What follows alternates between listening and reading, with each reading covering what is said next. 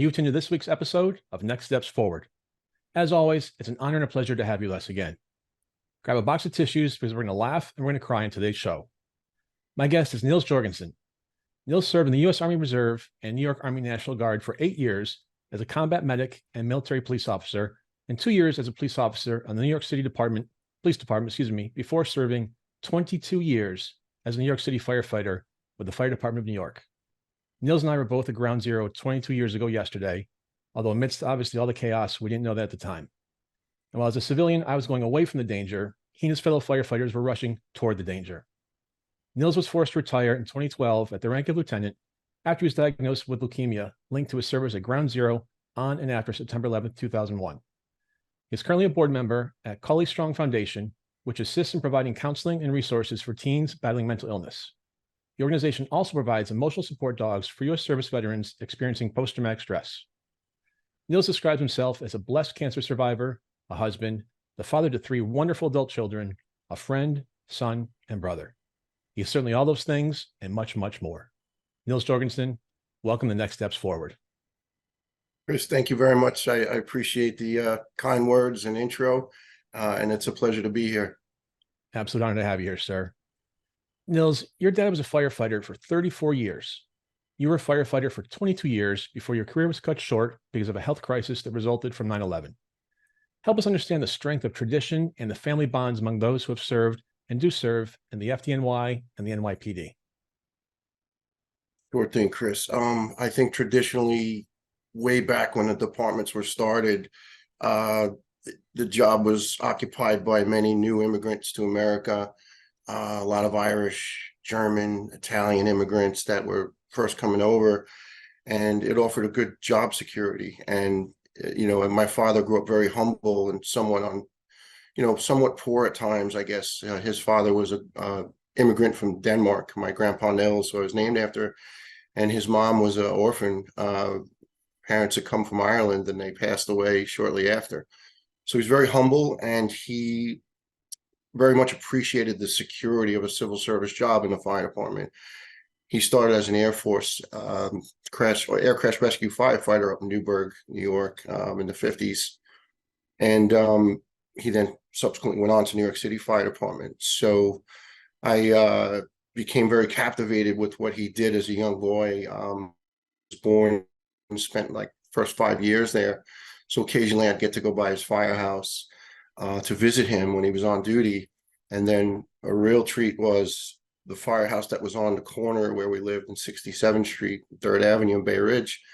Occasionally he would fill in there, or if there was a big fire working in the area, we call it relocation. So you're pulled in to kind of cover that area. See my dad, driving by in a truck right in front of my house. And it was, I'd be waving at him, chasing the truck with my big wheel, sometimes race them for the first 20 feet. And then they would just shoot by, and a bunch of guys with mustaches laughing at me. So I just realized about 5 years old, yeah, this is what I'm going to do. And I took all the civil service tests, like most of the young guys I grew up with in Staten Island. We all had civil servant fathers, and we wanted to follow them. We really respected them. And I tested for corrections, police, fire, spent some time, very, very short time at New York City EMS prior to its merge with the fire department, and then resigned from there to become a police officer. Did short of 2 years there, and then moved on to my dream job, my priesthood, as I called it. It was just incredible. And I was getting a chance to be my dad, and I grew up admiring the man. He was my role model. I'm not much of a tattoo guy, but I have a tattoo of his badge on my arm, and it says, with FDNY around it, my example, my hero, my father. And I had the honor of carrying on his badge number after he retired.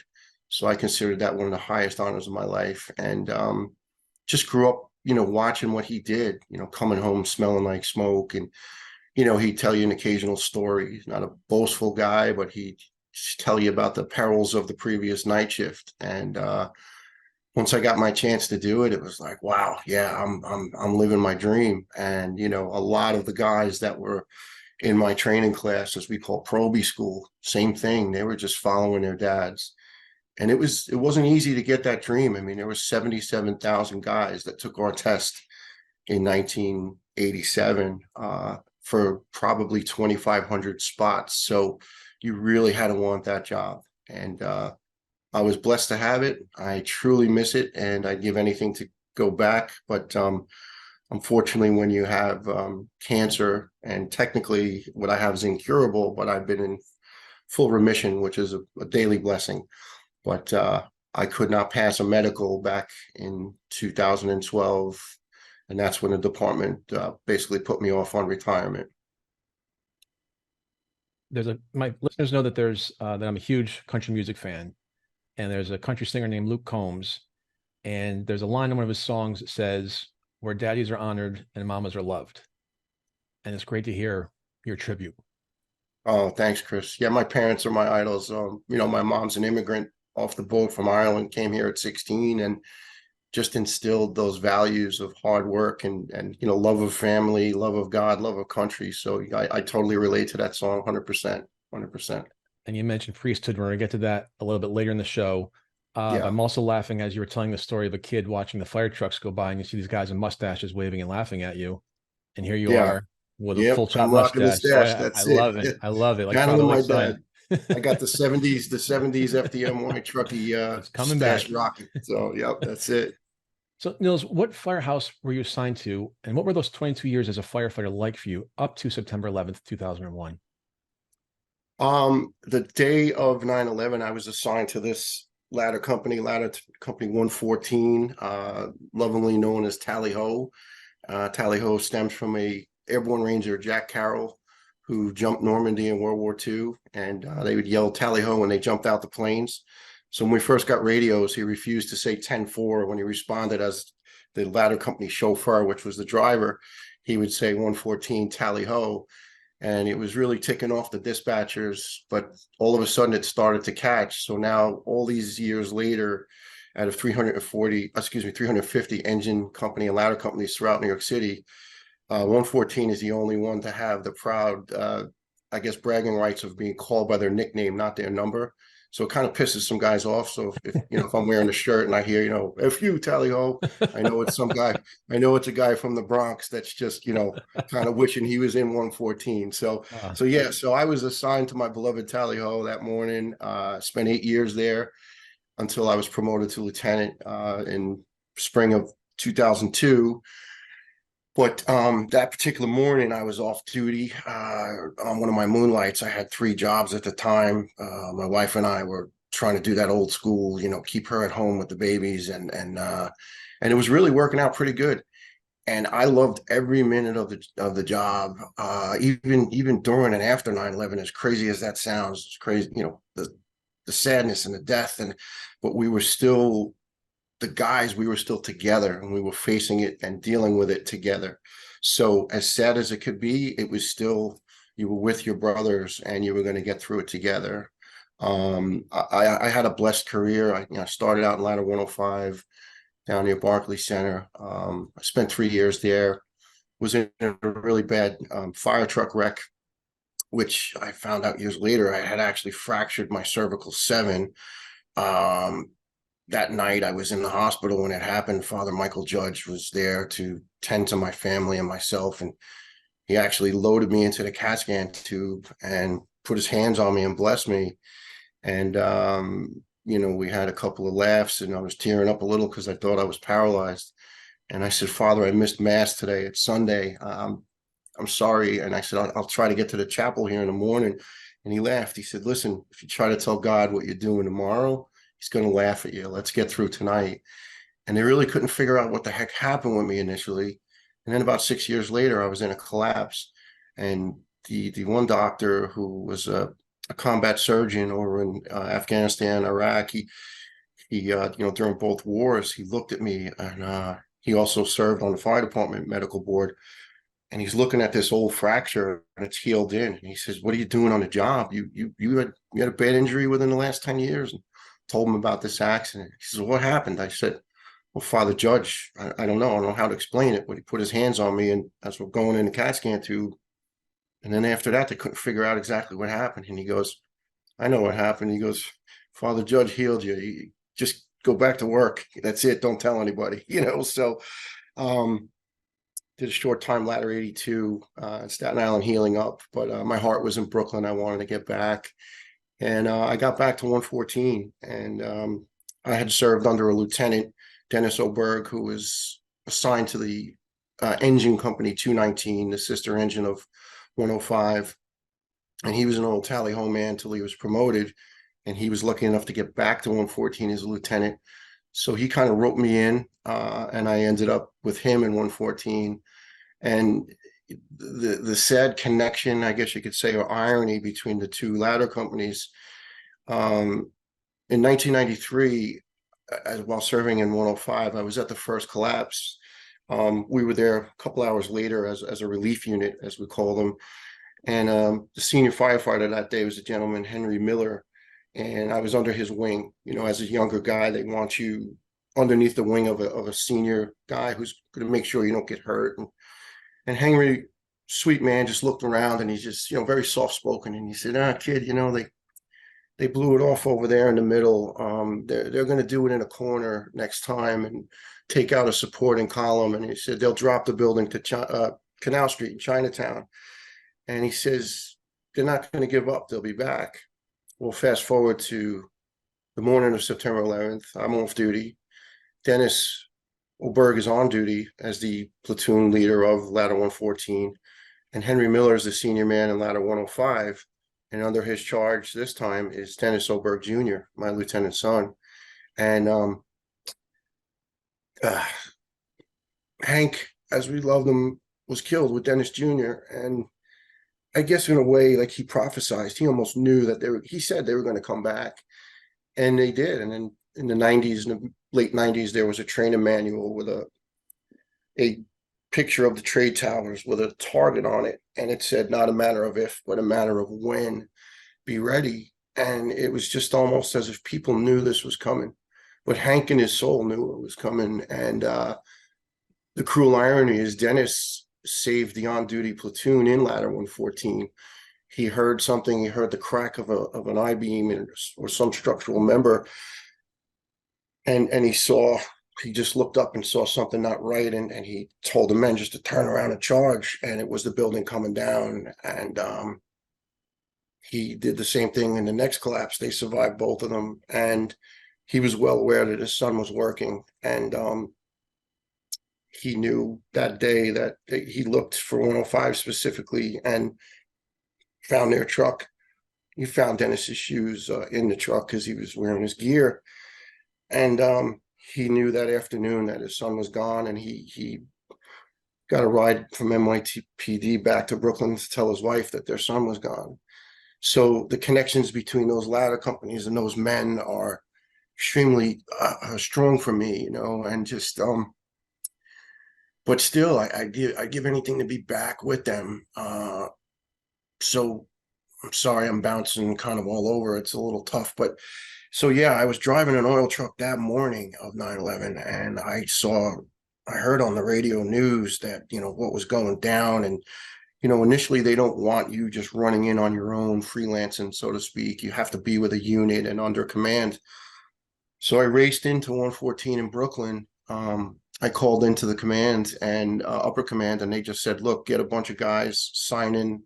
We have like a journal in the firehouse, so they know you were there, and get a bus and get down to City Hall or, City Hall Park, and then deploy. So we did. We got a bus and we raced over the Brooklyn Bridge. And as we were racing over the bridge, we watched the second tower come down in horror, and we kind of knew that we lost a lot of our friends. And, for me personally, I live with a lot of guilt, I guess, and I felt like I failed my friends. We never leave anybody behind, but we didn't get there in time to help them. We got there in time to search for them, and unfortunately subsequently bring home some of their bodies, because a lot of them were never found. So, aside from that, I still loved every minute of that department, because, we were getting paid to help people. And, I just thought that was the greatest thing in the world. I felt like a pro ball player, like, wow, I'm getting paid to play this game of life, of helping people, saving people.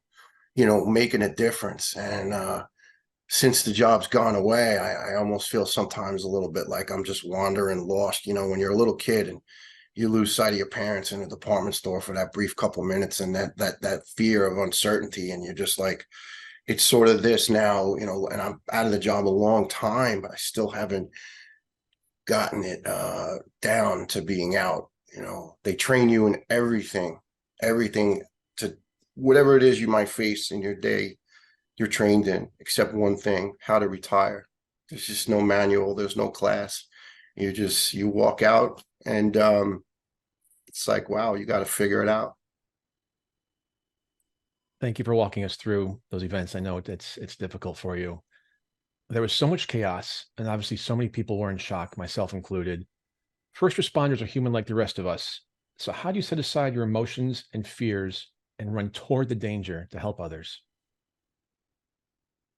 I don't know, Chris. I don't know. That's another thing that there's just no manual for. You know, every one of us that's hired brand new, although some guys will try to tell you they've done the job and know the job since they were born, they're full of it, right? But no one was born with that, knowing how to do and how to react. And what winds up happening is in your training, I've noticed this in the military, police, and fire, you're sort of broken down to a very, very low level. Like you got drill instructors and drill sergeants screaming at you. And, I don't know if that happens as much now. We're in a little bit more of a, feelings world, but, back when I came up, I mean, there was some hard ass trainers, and, initially you're hating them, right? You're like, why is this guy messing with me all day long?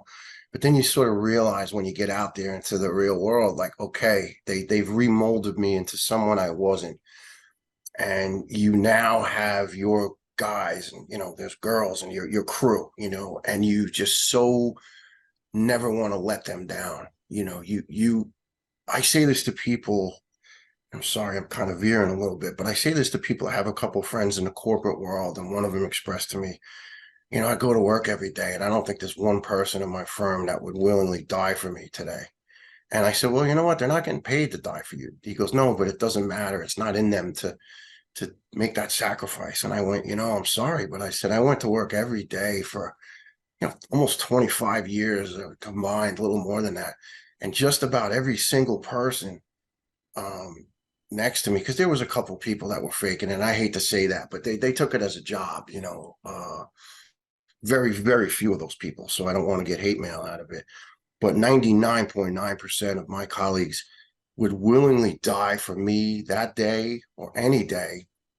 But more profound than that is they would die for a complete stranger. And I found that incredible, that, they wouldn't look up at a window of a burning tenement and say, excuse me, who'd you vote for last time? Or, what's your religion, or your ethnic background, or your sexual identity, or whatever. They never happened. They just wouldn't happen. And it won't happen today, right? You got people around this country and around the world that are putting on bulletproof vests, fire department bunker gear, flak jackets and helmets in the military, medics with, stethoscopes and trauma bags, and they're showing up to work with the willingness to die for complete strangers, or as I say, to give up every one of their tomorrows so someone else will have one. And I thought that was the greatest thing in the world. So that concept and theory just fueled me to, I won't lie and say there wasn't fear, because you'd be something wrong with you psychologically if there wasn't some sort of fear. But you were shrouded and surrounded with, your team that you knew was just not going to turn their back and abandon you. So I think that's sort of the common denominator amongst, as I call them, the warrior class: military, first responder, and you got emergency room doctors, nurses, people, and they're receiving the damage we bring in. They all sort of have that feeling of never want to let down the team, but also an inner sense of they just want to serve humanity and the public. They want to make a difference. And that's, I think, what drove me, but then what happens is when you go home or you retire and you're not within their cloak of safety, or you're not sitting around that firehouse table busting each other's chops, all lovingly, just that jocular chop breaking mentality. And, you know it, you've been around, you've seen it. And, once you step away from that, that's when your mind starts to race. And that's when maybe some fear will set in, because now you're like, oh, how am I handling this? I'm not with my team, I'm by myself. As the day of September 11th ended, or maybe it was even a few days later after you'd begun to process things, was there a particular moment in time or a person on 9/11 that stuck out in your mind? Well, there was so many flashes of guys that I lost, or we're looking for. My childhood best friend John Sharp with Engine 201. We found, within 5 days we realized that they're not coming home, right? I mean, we have a pass alarm, which is the warning device on your air tank, which if you stop, you'll collapse down, say, and you're motionless for 30 seconds. It'll continually ring until either you shut it off manually or someone finds you and shuts it off.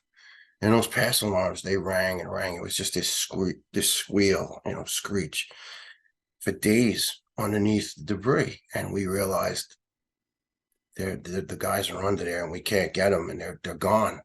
And then the batteries died, and then we started finding them.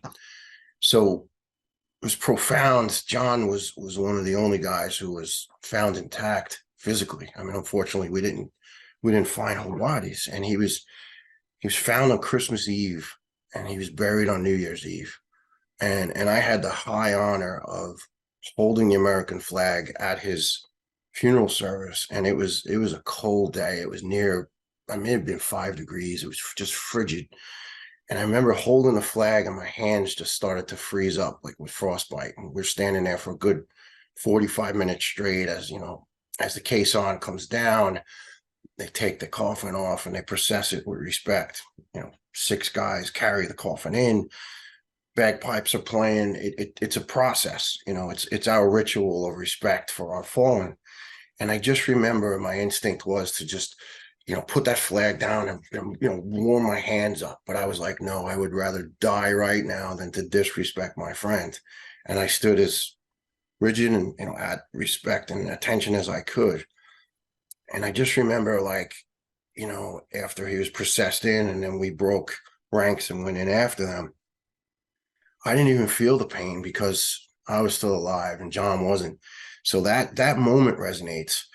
But just prior to that, it's the moment. It was like, I guess you can say almost like a God moment for me. I was temporarily reassigned to South Street Seaport Firehouse, which is Tower Ladder 15 and Engine Company 4, who lost 14 members that morning. And the department asked guys to take temporary assignments to sort of fill in and help them get back on their feet. So I think within a week, I was reassigned. I asked to go down there because one of my trainees from Brooklyn, Jimmy Ritchie's, was sent over there for a year in Engine 4 to train, and he was one of the fallen of the 14.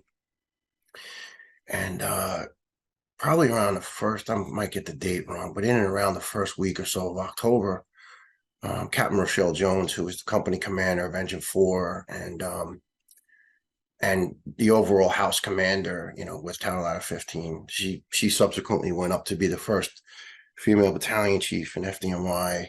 Her dad was a retired firefighter and just an incredible leader. We call her Rocky, and I call it a rock. She was the rock. Incredible, just the way she held that house together. 14 guys, families coming in on a daily basis. And then she had the horrible task of basically informing the family that they were now considered dead in the line of duty and they needed to come in and sign off on their pensions.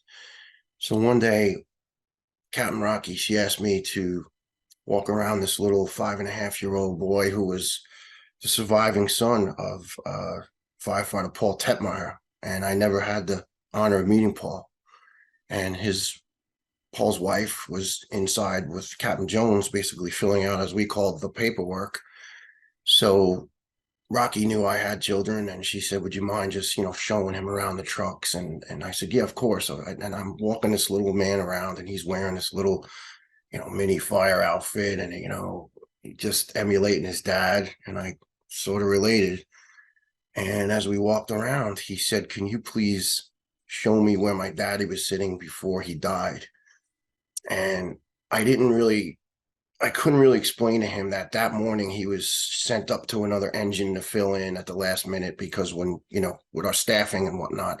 So it was a little too much information for this little fellow, but I knew that he went to an engine and he probably 100% would get the backup position, which means you sit with your back to the driver, the chauffeur. So I sat him up in the backup position seat, and he leaned down and he put his hands on his head, and he was silent for like 30 seconds. And I was starting to get a little concerned. I didn't know how to handle it, but as a parent, I realized he was just in a moment. And he was so stoic and brave, and he's 5, right? And he leans up and he goes, "Okay, Niels, my daddy's okay now. Can we go back and see my mommy?" And now I'm starting to, I'm a big guy who's not scared to show his emotions, and I'm starting to tear up, and I'm trying to hold it together. And I walk up, and there's his mom, and there's Captain Jones, and Cap looks at me. She goes, "Everything okay?" I said, "Yes, ma'am, it's okay." And he smiled and he took his mom's hand, and I just said, "Ma'am, I'm so sorry about your husband. I didn't know him, but if there's anything we might do, please call us." And they walked in to clean out his locker. And I snuck upstairs to the gym, and man, I had one of the biggest cries of my life, because here I was looking at this little guy, this little soldier of a man, and I got my 4.5-year-old daughter and my 1-year-old son home at the time with their mom, and they're safe, and their dad's still alive, So a month later, we have pulse service, and there's this little man again, and he's dressed in a little fire department outfit, and he's following his father's case on. And my God Almighty, this kid is stronger and tougher than me. I flash forward and never ran into him again. And in 2020, I had the honor of being asked to host a tribute podcast for the guys, for the department, for 9/11 stories, called 20 for 20. And we did 20 different stories involving people who were there. And it was really one of the highlights of my life. I got to know so much about these people that gave everything, and what their families went through. But more than that, the good that they took out of that horrible event and put into the world. And as I was doing some research on the night of 9/10/2021, I came across an article in the New York Post that said, there was now 63 children of FDNY members that were lost on 9/11 that are now serving the department. And I know firefighter Sarah from Engine 54 Midtown has 4 children now on a job, his daughter and his 3 sons. I mean, it's just, and I didn't know him, but just incredible. And as I scroll down the story, I look, and there's this young firefighter, and his name's Eric Tetmeyer.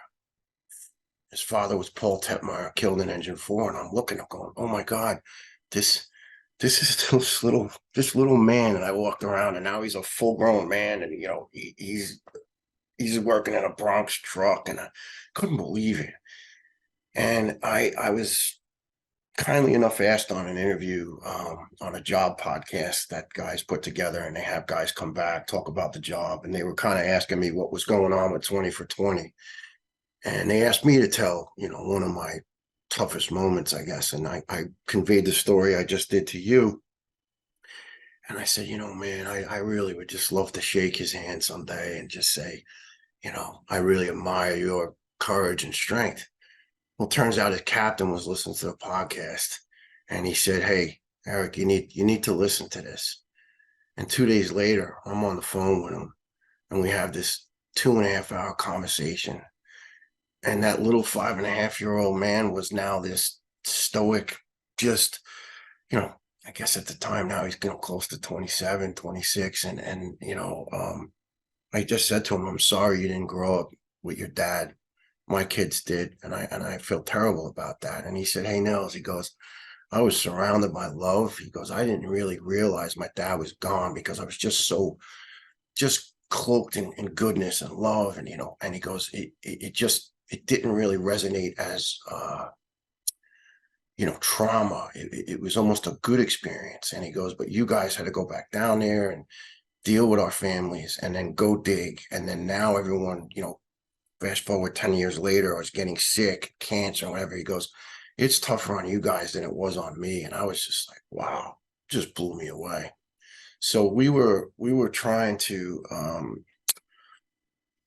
get together in person, and I promised him I'd get a couple people that knew his dad, and because I said I can't tell you about your dad. I didn't know him. Well, just last week I got the opportunity to meet Eric and shake his hand and give him a long overdue hug. And man, he was just even more than I expected. And we sat with Captain Jones, and we sat with another dear friend, Gene Zukow, who is actually the last remaining member of the South Street Firehouse that served on 9/11, who's still currently there.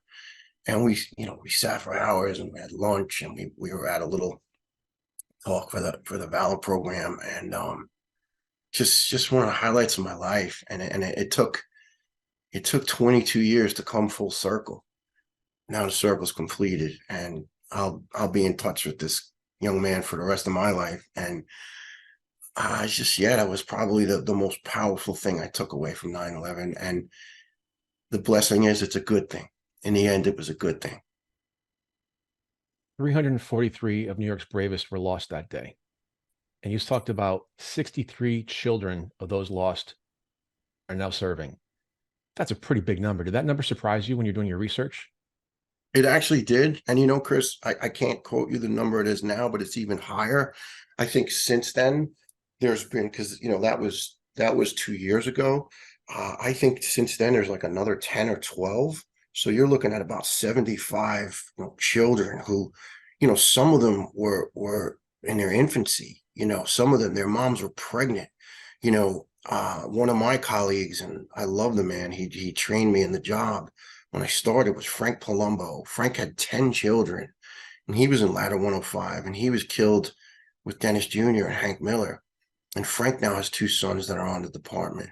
So I just find that so uplifting, that out of this tragedy and losing their father, that they'd still want to follow him. But that's the impact that all fathers make on their children. I'm a big proponent of fatherhood. It's huge.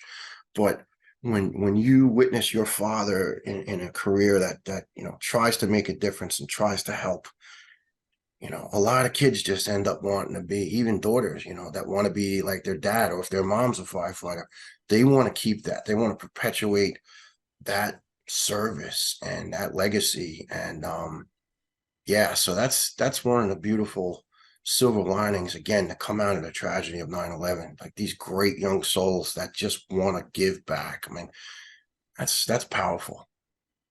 Goes back to you being 5 years old in Bay Ridge, waving to the guys with the mustaches on the trucks.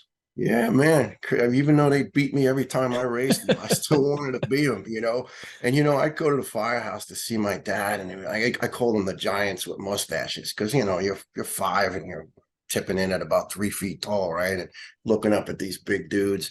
And, they'd be fussing on you and putting you on the truck, putting the helmet on, and the gear smells with smoke, and some of it's still wet from a fire, or job as we call it, they just came back from.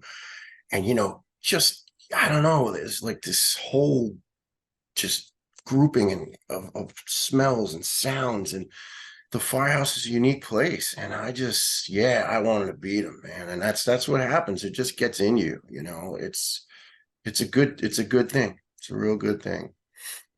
One of the many things I remember was the blinding, choking dust when the towers collapsed. Can you describe the extent of the toxic chemicals and other substances you and other responders were exposed to while working at Ground Zero that day and during the aftermath? Yes, Chris. I'll give it to you my best layman's description, because I was not a good chemistry, biology student back in high school. Makes 2 of us. That's right. As I remember Mr. Burke saying to me in my junior year of chemistry, I ended up with an 89, and he said, "Niels, that's a miracle." And he's right, it was. But thanks, Mr. Burke. But yeah, so we knew immediately, just breathing the stuff in, it was just caustic and toxic. And I remember, we dug, the guys from 114, the off-duty crew, we stayed on till next morning about 6 in the morning, and we literally at that point could not breathe.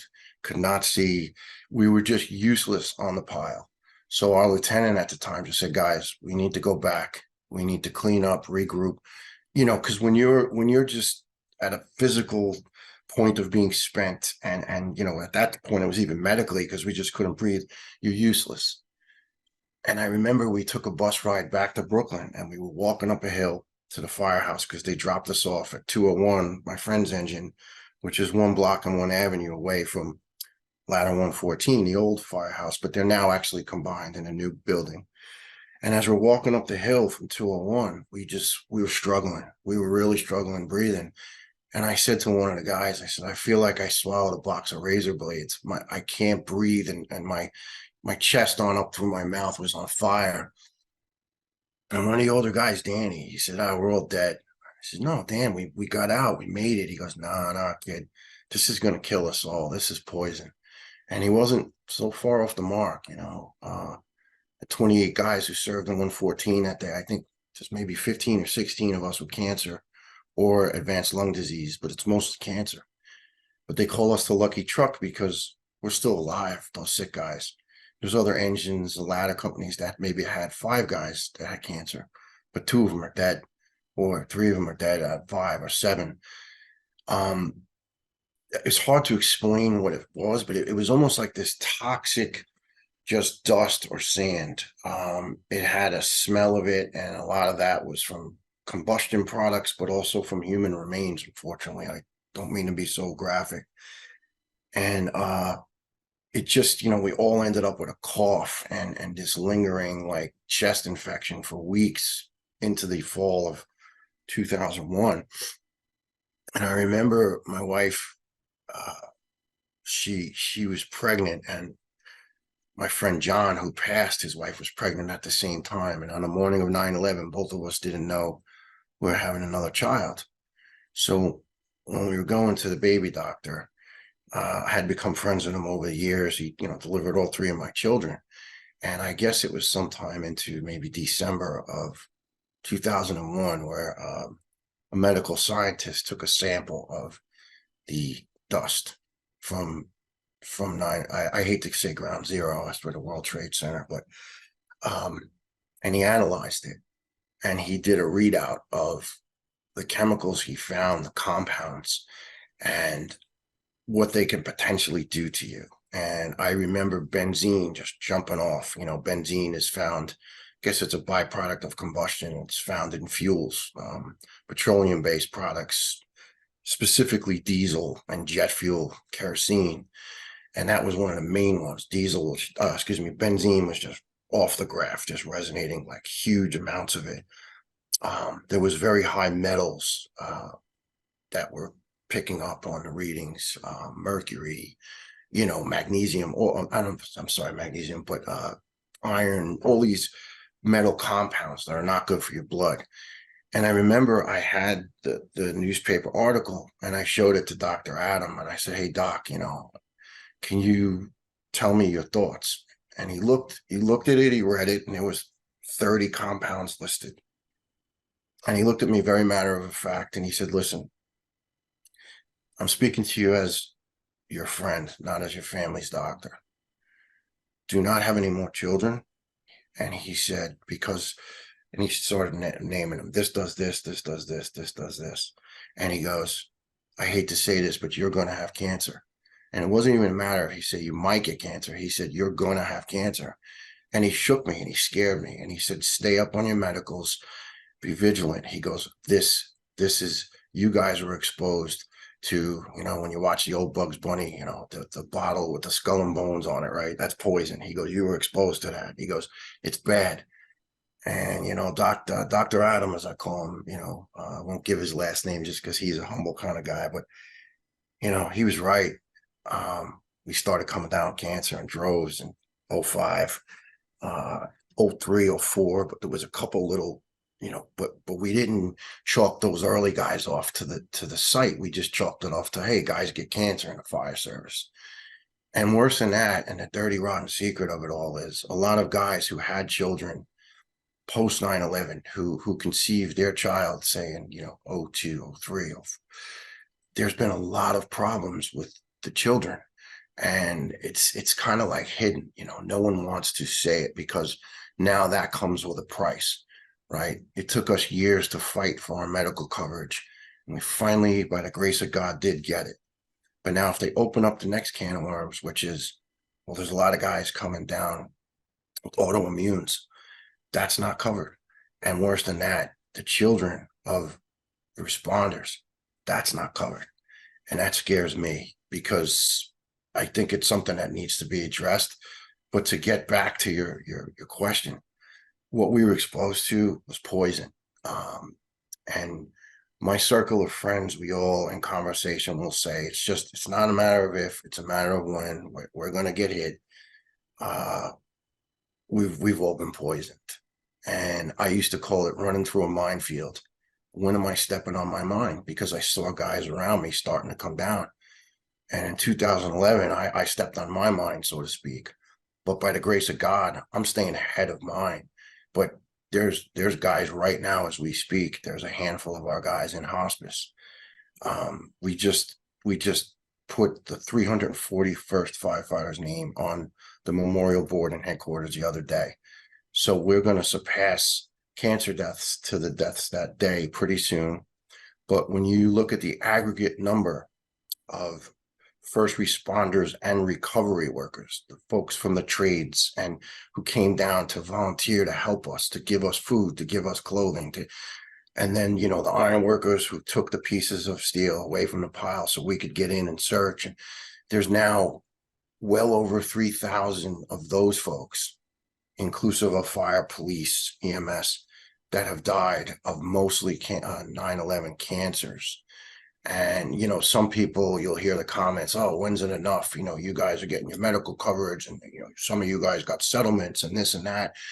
And you know what? I would just give anything, and I give everything back to get back on my truck with my health and not on a daily basis worry about, you know, I'm due for my next cancer screening, scans, blood work in about 4 weeks. And, you know, I haven't been feeling so great lately, but a lot of that has to do with, you know, I gained a lot of weight. I got lazy after COVID. But my buddies who are sick, we're all on that razor's edge of, is it coming back or am I actually going to get my first cancer? I have a friend of mine, 3 cancers, and he's gone. He started out with throat, got ahead of it, got into his spinal column, got ahead of it, got into his lungs. It took him. Guy was an oak. Ronnie Schreck was 6'5", 250 pounds. I mean, he's the guy you want pulling you out, right, when you're trapped in there. And poor Ronnie just fought and fought. And the cruel thing is he got retired, regular, you know, service, and within 6 months he was with cancer. So he never got to live his fisherman's dream of going to Florida and, you know, bone fishing and you know, marlin fishing and whatever. He never got it. And he's just one of many, many guys. You have an expression that's especially powerful as you talk about first responders' mental health and emotional well-being. You say that, quote, sometimes someone needs to rescue the rescuers. Why? What do you mean by that? You know, Chris, we're in this world of people call 911 and we show up, right? We show up for their worst moment. We try to fix and handle every situation that is thrown upon us. And 9 times out of 10, that involves helping someone and hopefully bringing them resolution. You know, we can't always save their burning building. We can't always save their loved one, but we'll kill ourselves in the process. And then what happens occasionally is, you know, guys in the trade, in the warrior class, military, police, fire, EMS, we don't really worry about, like, we break our arm, break our leg, we'll put on a cast, we'll be out on medical for, you know, 6 weeks, and we come back, go right back to work. Sometimes the emotional and the mental fractures, first of all, aren't obvious to anyone, right? You don't see them. You don't see a guy hurting or a girl hurting until they go, time out, I need some help. And what happens is those scars are actually more damaging than the physical injuries, because most of the time we're too embarrassed to say, hey, I need some help here, you know. And then unfortunately what happens is those those mental and emotional fractures now start taking a huge toll. Guys and girls then resort to substance abuse, alcoholism, their family relationships start to break apart because they're suffering internally and they're too proud to admit there's something really going on. But worse than that, they're fearful of the stigma that's attached to when you finally say, hey, Chris, you're my supervisor. I need to talk to you. I'm in a bad way. What do I do? They're so fearful of that moment of reaching out and asking for that life preserver. And I think most of it because of the stigma. Society has a weird response to mental illness. It's still kind of taboo, right? In most circles, most employment, family, relationship circles. The minute you say, "Hey, I'm hurting, can you help me?" A lot of people run for the exits. I'm not ashamed to say that I've sought counseling after 9/11. Went to it for quite a while, but never took a day off the truck because thankfully I wasn't at such a level that it was debilitating. There was days after 9/11, I was really down. I was really a lot of it was my guilt. Like, what the hell am I still doing here? And why is John gone? Why is this other guy gone? But I got past that, I think, because I was so busy trying to go down there, go to work, go to my regular shifts, go to the memorials, then go down and dig on your own time to, as we would say, bring the guys home, find their remains and all those other people, those civilians. But once the trade center shut down, it was complete in late May of 2002. Now all of a sudden it's like there's more time to dwell on, what happened to you down there? What did you see? What did you get exposed to? Certain smells will throw you right back there because we called it the smell of death. So for me then, getting cancer was kind of like almost a crushing blow because I was now off the department. I was now not amongst my safety net of my guys on a daily basis. And I was medically in a bad spot. I mean, I received, 2.5 years of chemo in 7 days, and my body and my mind are wrecked. But the drugs did their job, and I'm still here today. But I remember shortly after getting out of the cancer hospital, I didn't get out of bed for 4 days. I physically was not really up to just jumping up and facing the day, but it was more my emotional injury. I lost my priesthood. I lost my job. This is what I do. Like, it wasn't an ego thing by any means, but it was my calling in life was just gone in a flash. And I didn't know how to handle it. And I was depressed and I was really not in a great place. And, I'm not going to lie and say I didn't put my family through a lot between the days of and after 9/11, but worse, after cancer. And, finally, I've been married 32 years. My wife is the daughter of a firefighter. So she sort of got me from the beginning, right? Thank God. And of course, my mother-in-law, who's since passed, lovely woman, she told her all all of our little, scams and stuff, I'm being held on overtime. And my mother-in-law was like, no, they're in the pub having Guinness, don't buy that crap. Right. But she was very understanding, but she finally said to me, what's wrong with you? And I said, what do you mean? She goes, you're not yourself. You're a wreck.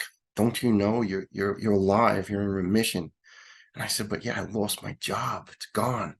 She goes, well, I'm sorry that happened, but you're alive and you're in remission. And then, I finally just had that God moment when I went, I need to stop feeling sorry for myself. I still have this blessed gift of life.